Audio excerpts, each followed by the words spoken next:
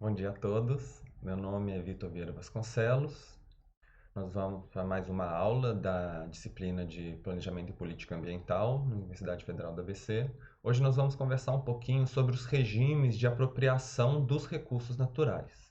Então eu vou começar discutindo um pouco sobre esses diferentes regimes de apropriação com vocês, que seria como que as pessoas, se apropriam dos recursos, e nós vamos discutir alguns casos aplicados desses regimes de apropriação no Brasil com foco nos bens de uso comum. Então, é, existem diversas formas das pessoas se apropriarem dos recursos, e quando a gente fala se apropriar, é falar assim, é meu, é seu, o que eu posso fazer, né? E dentro da sociedade, as pessoas elas entram de um acordo sobre que elas precisam delegar esse controle e o uso, sobre o meio ambiente, sobre os recursos naturais, para instituições, que normalmente seria, por exemplo, o Estado, né, o governo. Não significa que não tenha propriedade privada ou que certas pessoas não tenham os seus direitos, mas normalmente você precisa de uma instituição superior para garantir esses direitos e deveres, né, e para regular esses direitos e deveres. Então, é justamente isso que são os regimes de propriedade. Ou seja, você tem uma estrutura social, um governo, por exemplo, que garante esses direitos e esses deveres de cada uma das pessoas no uso desses recursos. Lógico que existem várias maneiras de alterar isso, mas o direito é assim, quanto que eu posso usar, e o dever é falar assim, olha, eu não posso usar mais do que isso, ou eu tenho que direcionar o meu uso para um certo jeito ou outro determinado jeito, né? E é interessante a gente pensar a propriedade como um direito a um fluxo de benefícios ecossistêmicos desses recursos naturais. Não é simplesmente falar assim, esse bem aqui é meu e ele fica aqui guardadinho, né? Isso tem a ver com o que a gente já discutiu anteriormente sobre o conceito de serviços ecossistêmicos, que inclui os serviços reguladores, por exemplo, né, que eles são características que se mantêm ao longo do tempo. E a gente pode exemplificar esse tipo de entendimento quando, por exemplo, um fazendeiro vai comprar uma nova fazenda. Uma das primeiras coisas que ele costuma olhar é se tem nascentes de água nessa fazenda. Por quê? Porque aí ele vai proteger essas nascentes, que vai gerar água para ele, vai restringir o acesso de outras pessoas de acessarem essa água, e esse fluxo de água, esse fazendeiro vai poder utilizar para abastecer sua casa, para fazer a irrigação, né? Que é um fluxo que continua ao longo do tempo, né? E é importante a gente pensar que essas formas de apropriação dos recursos, elas refletem a forma com que as comunidades, com que cada pessoa também se relaciona com a natureza. Então é, a gente vai escolher uma opção de relacionar que ela pode ser sustentável, que a gente vai manter esse fluxo de serviço ao longo do tempo, ou muitas vezes as pessoas escolhem por se apropriar de uma maneira rápida de todos os recursos, mas depois eles passam a faltar na frente, né? Principalmente esses benefícios ecossistêmicos de longo prazo. Então, eu listei aqui nessa tabela diferentes regimes de propriedade para a gente comparar uns com os outros, né? E falando nas colunas, quem que seria o proprietário e quais que seriam os direitos e as obrigações. O livre acesso seria uma situação quase hipotética, né, de que não tem propriedade, cada um usa do jeito que quiser, né? Então,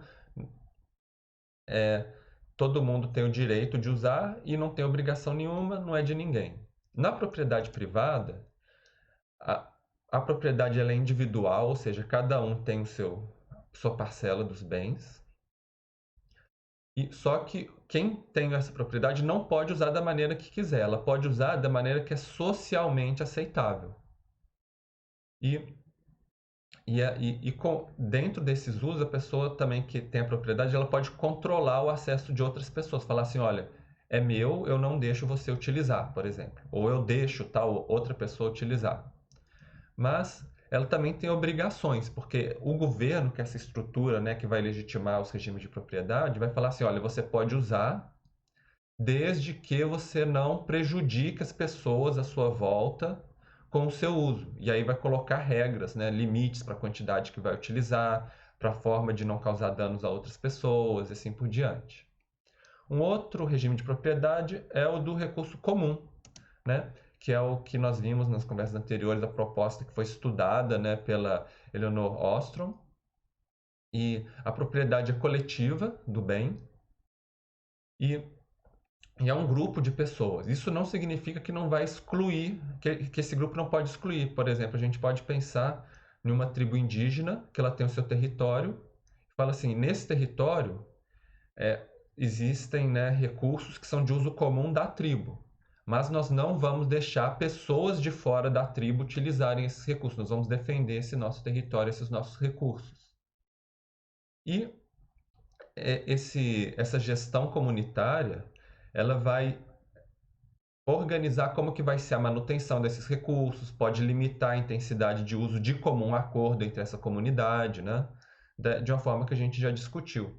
E a gente também tem um regime de propriedade estatal, que a princípio o Estado ele é um representante dos cidadãos, então o proprietário, em última instância, são cidadãos que fazem parte desse Estado, e o Estado ele tem o direito de determinar regras sobre como vai ser utilizado os recursos, como que vai ser esse acesso, mas o Estado ele tem uma obrigação de definir essas regras para atingir objetivos sociais. Então, se a sociedade quer um desenvolvimento econômico, ou quer melhorar a qualidade de vida, ou quer, por exemplo, manter certos atributos do ambiente que são importantes culturalmente, então o Estado ele vai determinar as regras com esses objetivos.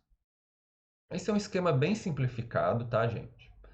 Em muitos casos, o que a gente vai ter é uma mistura de bens que são privados em determinada medida, mas que tem um controle do Estado em outra medida, que as pessoas, mesmo assim, elas continuam tendo uma gestão em alguma instância participativa, onde elas podem conversar entre si e procurar acordos comuns. Existe também uma parcela que continuaria livre, sem regulação também, e essa parcela vai mudando ao longo do tempo.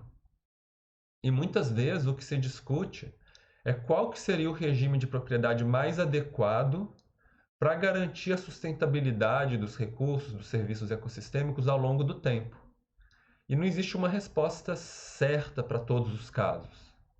Muitas vezes, a medida como vai ser privado, comum, estatal, livre acesso, vai ter que se ajustar a cada contexto, a cada comunidade, aos valores de cada grupo social, e ele vai mudando ao longo do tempo também, na busca, né, de um acerto que tenha um equilíbrio melhor e que as pessoas aceitem de uma maneira melhor e tenham uma maior legitimidade.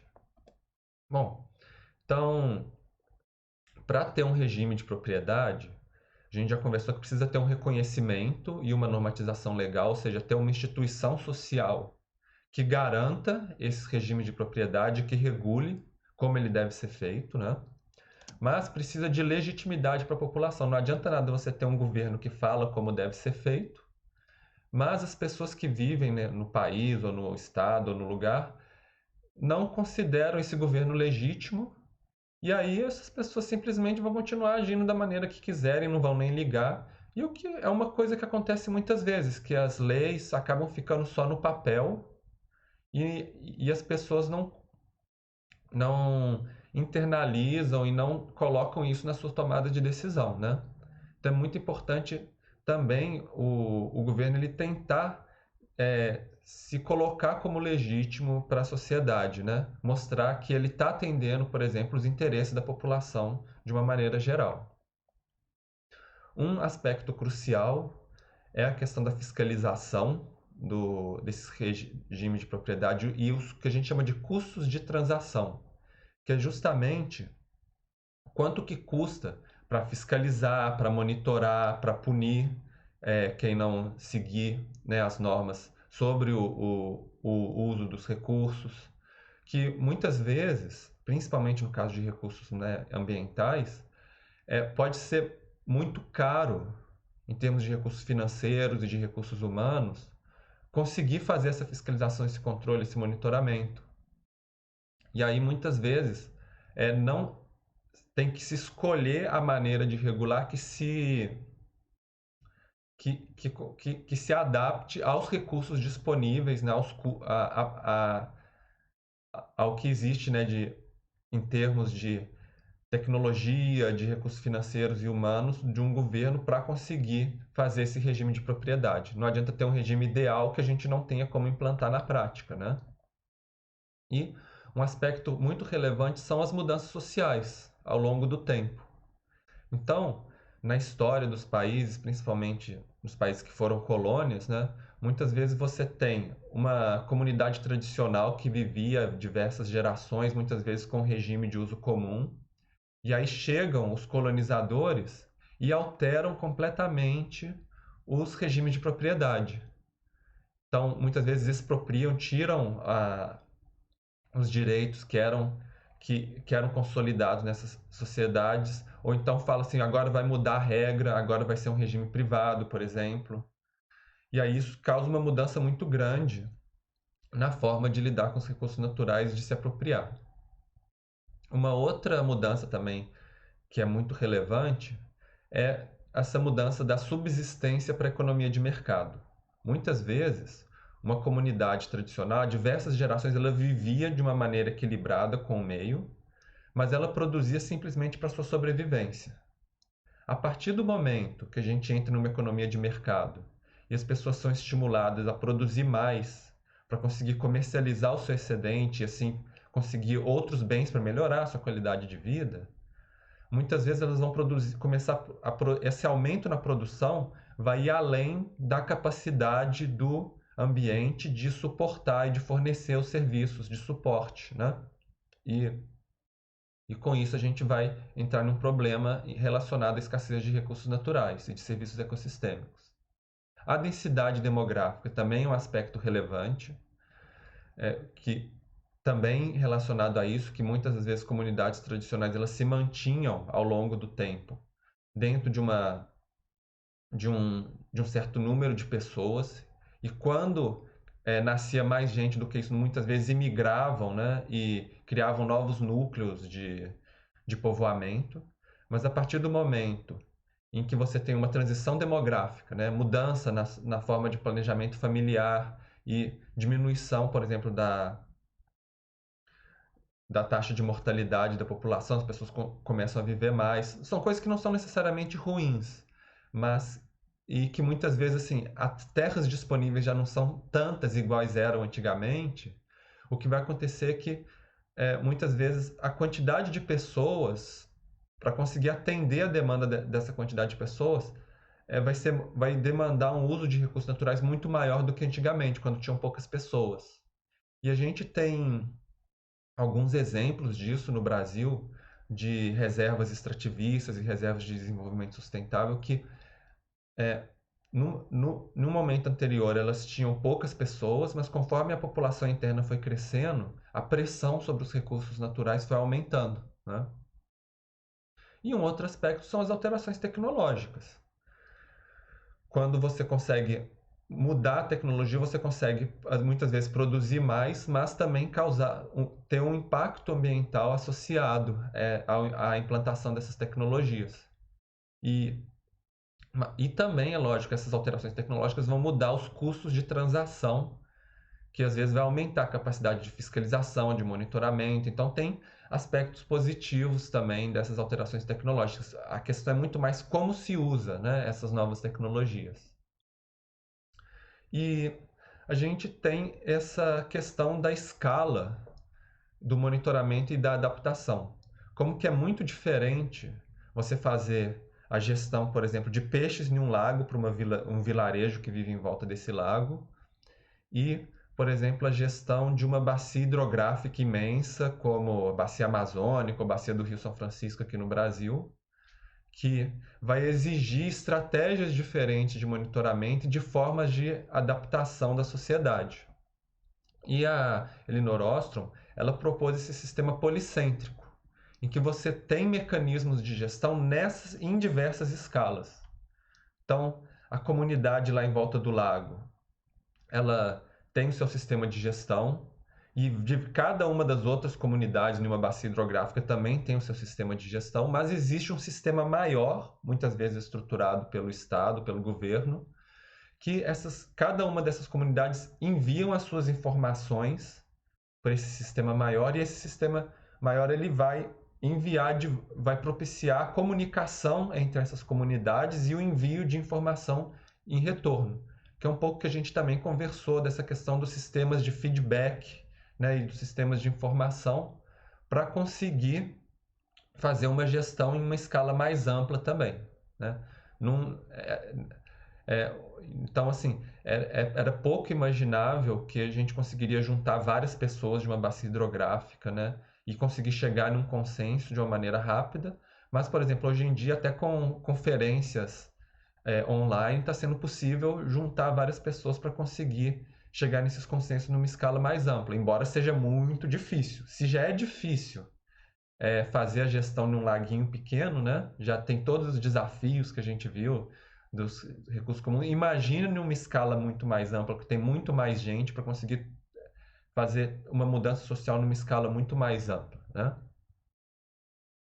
Então nós vamos trazer um pouco dessa discussão conceitual para alguns casos mais aplicados aqui no Brasil.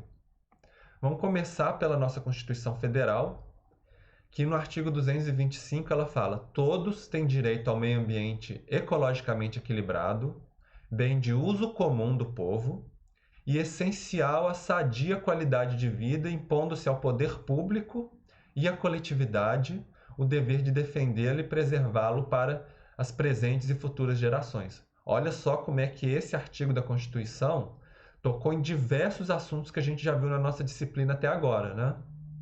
Olha só, está falando sobre os direitos em relação aos recursos naturais, que a gente está falando dos regimes de apropriação, né? Está falando do meio ambiente ecologicamente equilibrado, e a gente já trabalhou com essa questão do equilíbrio dos sistemas ambientais, né? É um bem de uso comum do povo, e a gente já discutiu o que são esses bens de uso comum, e que a gente fala que é essencial a qualidade de vida, justamente pensando essa vinculação entre o equilíbrio ambiental e o equilíbrio social e o equilíbrio interno, né, da saúde das pessoas. E aí impõe tanto ao poder público, que é o Estado, e à coletividade, que seriam as formas de gestão comum, que não são excluídas, né? A sociedade pode se organizar para fazer a gestão dos recursos naturais. Só que tanto o Estado quanto a sociedade, elas têm o dever de defender e preservá-lo para gerações presentes e futuras. E aí é a definição do desenvolvimento sustentável, né? De manter a possibilidade de usufruir desses serviços ecossistêmicos, tanto nesse momento presente quanto no momento futuro. Também a gente tem no nosso Código Civil a definição dos bens públicos, ou seja, que são bens que a princípio são propriedade do Estado, e fala assim que os bens de uso comum do povo, eles são propriedade do Estado, ou seja, o Estado ele é o dono e ele vai regular como que as pessoas vão poder utilizar. E aí dá alguns exemplos, tais como os rios, mares, estradas, ruas e praças, né? É importante vocês verem que aqui fala tais como.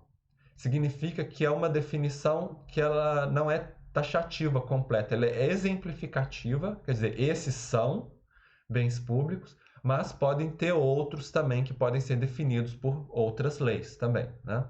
Você vê que são justamente esses lugares onde são amplos, né, e que as pessoas normalmente elas conseguem se locomover e usufruir desses ambientes, né?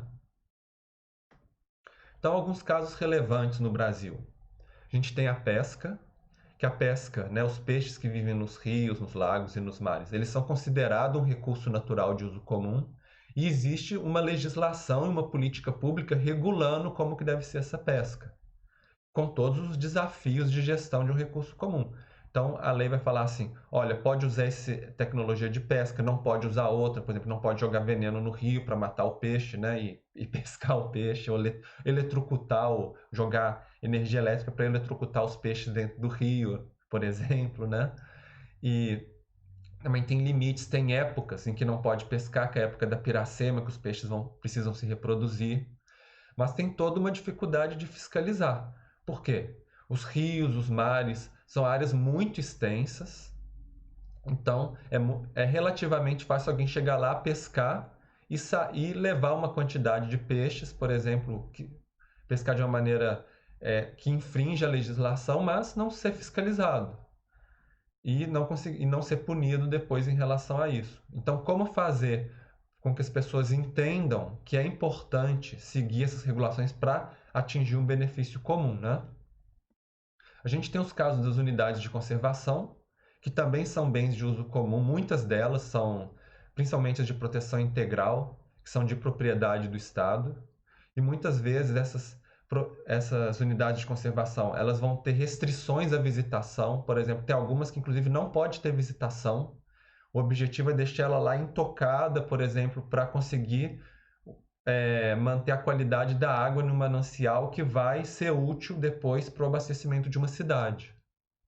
E nós vamos ter também unidades de uso sustentável, que essas já pode ter uma exploração delas. Muitas delas são particulares, de propriedade particular, mas também tem algumas de uso público. Eu destaquei aqui as reservas extrativistas e desenvolvimento sustentável, onde existe uma comunidade tradicional lá dentro, mas a propriedade da reserva ela é do governo, do estado. Mas essas pessoas elas têm o direito de continuar vivendo lá e usufruindo, né, dos serviços ecossistêmicos, e as gerações futuras dessas comunidades também vão ter assegurado esse direito. As reservas extrativistas são muito comuns lá na Amazônia, onde às vezes você vai ter, por exemplo, seringueiros, né, que extraem a borracha, ou então que extraem também castanha, açaí e outros produtos da floresta. Nós temos e as reservas de desenvolvimento sustentável, elas são um pouco mais flexíveis no uso, então muitas vezes você vai ter agricultura, vai ter comunidades ribeirinhas que fazem pesca, mas também seguem esse mesmo estilo de uma gestão comum do território, que não é que cada um tem o seu lote, mas esses recursos são geridos de uma maneira comum por um conselho que inclui tanto a comunidade local tradicional quanto também representantes do governo também, os gestores, né, da unidade de conservação. A gente também tem a questão das terras devolutas. As terras devolutas são terras onde ninguém tem o título de propriedade no cartório, né, registrado.